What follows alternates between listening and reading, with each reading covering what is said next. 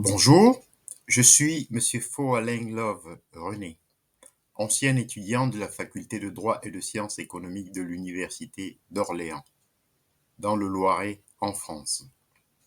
Concepteur développeur informatique, chef de projet en management digital.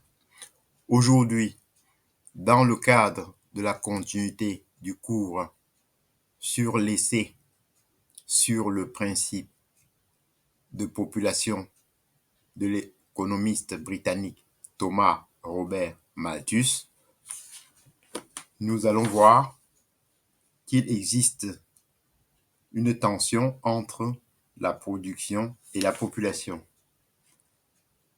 En grand B, nous allons voir qu'il existe des obstacles à la croissance de la population.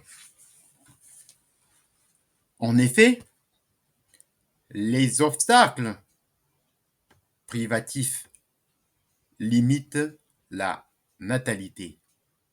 Malthus qualifie d'obstacles privatifs les actions conscientes des hommes afin de réduire la natalité. Parmi ces obstacles, il distingue la contrainte morale du vice.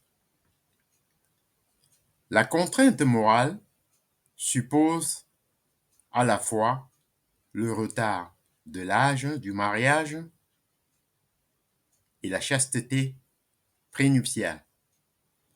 C'est pour Malthus la seule solution appropriée au problème de la surpopulation. Elle s'impose aux hommes pauvres qui n'ont pas le moyen de subvenir aux besoins d'une éventuelle famille. À l'inverse, les riches peuvent choisir librement la date de leur mariage, puisqu'ils sont capables d'entretenir une famille. Les riches étant relativement peu nombreux, il ne faut pas voir dans leur mariage un risque de surpopulation. Le vice consiste à un contrôle volontaire des naissances qui permet d'avoir des relations sexuelles dont la finalité n'est pas la procréation.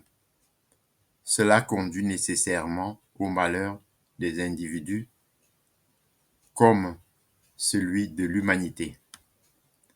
Les obstacles destructifs favorisent la mortalité.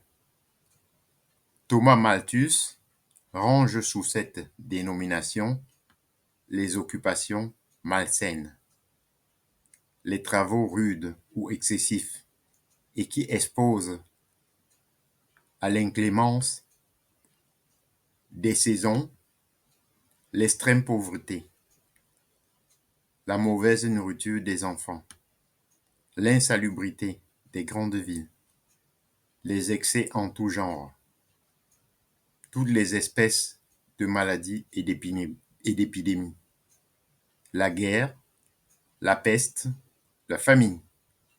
Ces obstacles destructifs engendrent de la souffrance et doivent donc être minorés. C'est pourquoi Malthus entend leur substituer la contrainte morale afin de réguler la croissance de la population. J'en ai donc terminé pour cette section. Prochainement, nous verrons que sur le long terme, la croissance de la population est cyclique. Je vous en remercie.